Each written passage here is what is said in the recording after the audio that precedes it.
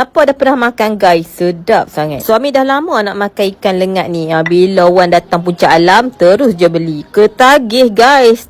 Dah dia balik, terpaksa lah kita buat sendiri. Jom tengok Kak ni masak. Bau dia sedapnya. Ni masukkan bawang. Kita pakai ni je lah kisar tangan ni, hand press ni. Hand press ni kan ada senang. Malas nak tumbuk. Lepas tu bubuh ikan bilis. Lepas tu kita bubuh udang geragau sikit. Ni ada orang Selangor cakap bubuh udang geragau sedap. Tak apa, kita try. Lepas tu cili padi ni pedas ni. Tak apa, tumbuk sikit. Lepas tu kita tambah lah dengan cili hijau ni. Kita tambah dengan cili hijau ni. Guna tangan je ni. Lepas tu masuk belacan sikit. Ni masuk bahan-bahan dia yang kita dah kisar tu. Masuk. Kita tak ada santan segar. Pakailah santan segera ni. Masuk lagi tu. Macam ni je.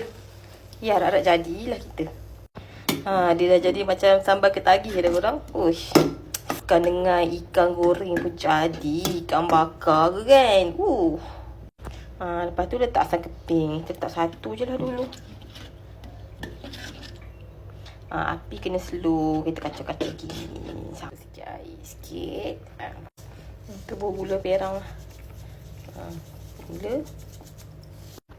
Tebur garam. Apa perasa.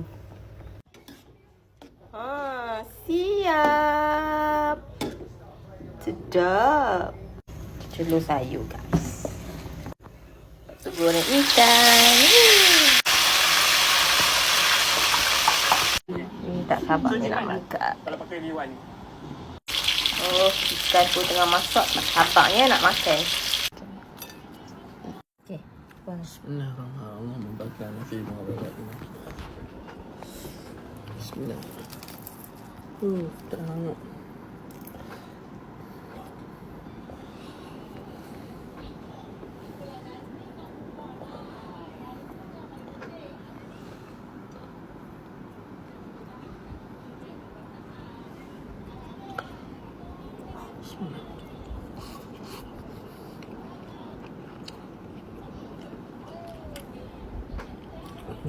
Sedap.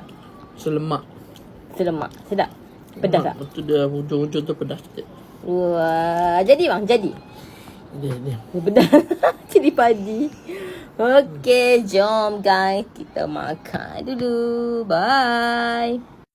Habis. Sedap ya? Sedap. Kalau hampa malas nak masak, tiba-tiba One Massive Empire tu datang tempat hampa kena try hampa.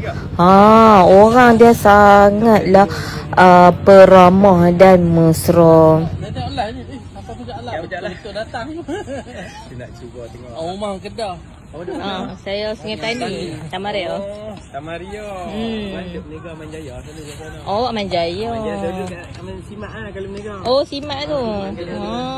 Dulu waktu mak ayah dia ada sana selalu balik. Dah meninggal. Yalah. Seronok Abang Wei dapat jumpa depan-depan dengan One Massive. Dia selalu tengok live One Massive ni. So, yang belum follow, boleh follow Massive Empire ni. Bye.